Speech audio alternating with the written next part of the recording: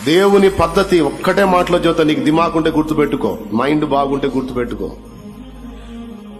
దేవుడు నిన్ను లైన్లో తీసుకెళ్లి అన్ని రెడీ చేయడు. ఆయన పద్ధతి ఎప్పుడు తన బిడ్డవైన నీకు కావలసిన వాటన్నిటిని ముందే రెడీ చేసి ఫైనల్లో తీసుకొచ్చి నేను నిలబెడతాడు. ఇదిగో ఇదంతా నీ కోసం సిద్ధం చేశాడు. మనకేమో దడ, తపన, ఆయాసం, నాకు కావాలి కావాలి కావాలి కావాలి, ఇప్పుడే కావాలి ఇప్పుడే. ఆయనేమో సిద్ధం అవుతుంది కుమారుడు అంటాడు. ఆ సిద్ధం చేసే ప్రక్రియలో టైం తీసుకుంటది. అది కూడా ఎందుకు తీసుకుంటదంటే ఏ టైంలో నీకు అది అందితే అది క్షేమమో ఆయనకు తెలుసు. కాబట్టి నీ కొరకు నా కొరకు మనకు కావలసిన సమస్తము సమకూర్చే ప్రక్రియలో కొంచెం టైం తీసుకుంటుంది. ఆ టైం తీసుకోవటం వెనక కూడా దేవుని ఉద్దేశం ఉంది.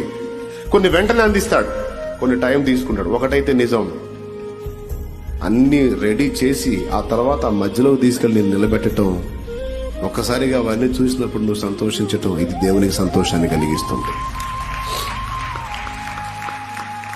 హల్లెలూయా.